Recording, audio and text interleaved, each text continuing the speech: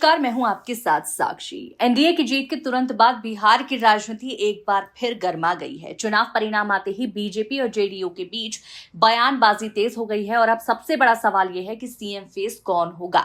क्या नीतीश कुमार फिर मुख्यमंत्री बनेंगे या बीजेपी इस बार अपना नेता आगे करेगी? इसी टकराव ने पूरे माहौल को और तनावपूर्ण बना दिया है। बीते 24 घंटों में ऐसी कई खबरें सामने आई हैं जो इस गठबंधन के अंदर गहरे मतभेदों की ओर इशारा करती हैं। एक तरफ बीजेपी के नेताओं का कहना है कि मुख्यमंत्री का चेहरा सभी दल मिलकर तय करेंगे, वहीं दूसरी तरफ जेडीयू के विधायक साफ साफ बयान दे रहे हैं कि सीएम पद के लिए कोई वैकेंसी नहीं है और बिहार का नेतृत्व केवल नीतीश कुमार ही कर सकते हैं।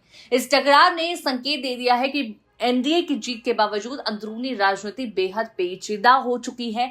चुनाव से पहले भी ऐसे संकेत मिल रहे थे कि दोनों दलों के बीच सब कुछ ठीक नहीं चल रहा है और अब वो तनाव खुलकर सामने आ रहा है। इसी बीच बड़ी खबर ये आई है कि जेडीयू ने के सभी जीते हुए विधायकों को नीतीश कुमार ने एक अलग बैठक के लिए बुलाया है। इस बैठक में एनडीए का कोई अन्य नेता शामिल नहीं होगा, सिर्फ जेडीयू के विधायक। इसमें साफ है कि नीतीश अपनी रणनीति को मजबूत कर रहे हैं ताकि बीजेपी किसी भी तरह का राजनीतिक खेल न खेल सके।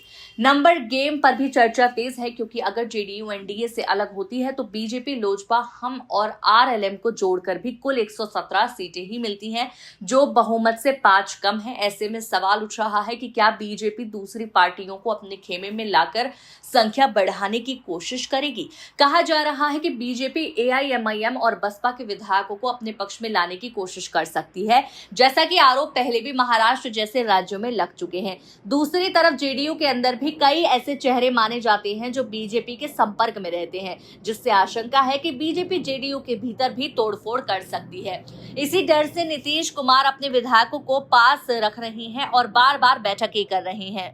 इसी दौरान एक और दिलचस्प घटना हुई। चिराग पासवान ने नीतीश कुमार से मुलाकात की, लेकिन मीडिया ने सीएम फेस पर सवाल किया तो वो बिना कुछ बोले निकल गए।